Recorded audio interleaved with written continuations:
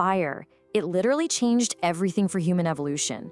I mean, from the exact moment our ancestors learned to harness it, our biological and cultural trajectories were just forever altered. So, welcome to this explainer. Today we're going to explore the really surprising, deep history of smoke and fire. We're going to trace the fascinating evidence from the absolute earliest prehistoric hearths all the way up to the modern era. We want to see exactly how our relationship with smoke evolved over millennia. Let's get into it. Okay, let's dive into this. 400,000. It's incredibly easy to think of inhaling smoke as this purely modern phenomenon, right? But the absolute oldest archaeological evidence actually traces back to hearth sites that are a staggering 400,000 years old, 400 millennia. Way before recorded history, our ancestors were gathering around these primal fires. And yeah, they were probably coughing their lungs out as the wind suddenly shifted. It pushes the timeline of this human behavior so much further back than most of us even realize. And that huge ancient timeline brings us directly to a truly fascinating core mystery. When exactly did accidental smoke become intentional? This highlights an absolutely massive evolutionary leap for our species. Because think about it. It's one thing to just be near a fire to keep the freezing cold away, but it is an entirely different, highly complex behavioral milestone to purposely, intentionally inhale that smoke. So why on earth did we make that leap? To answer that, we're looking at the evolutionary journey of smoke. We'll start 400,000 years ago with the first hearths, then look at early human culture with ritualistic and medicinal plant use, and finally, the modern era of recreational tobacco. Part 1. Survival around the hearth.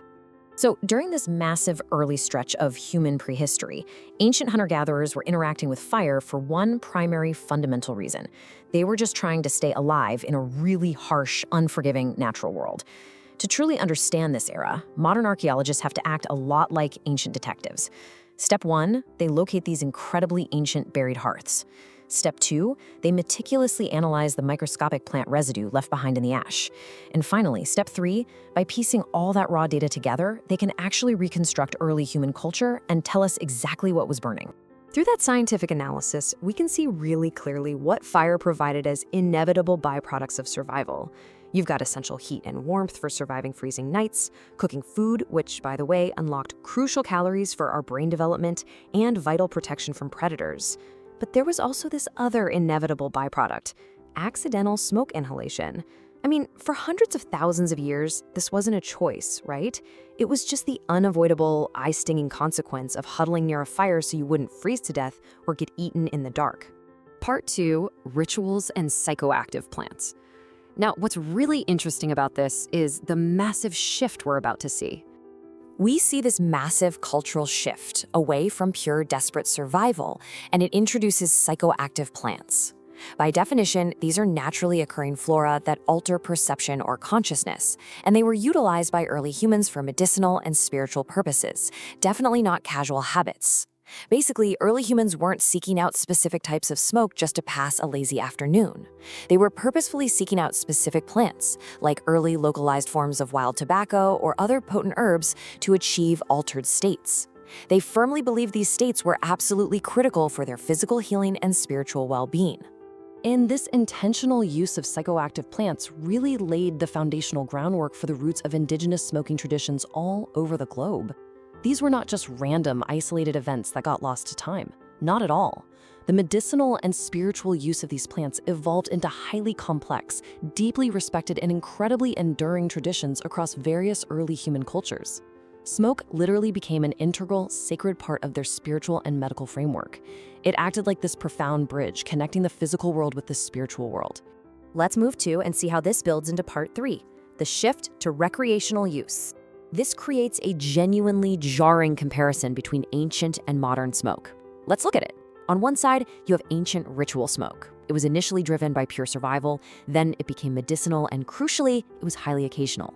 But then on the other side, you look at modern recreational use. It's habitual, it's daily, and it is overwhelmingly tobacco-centric.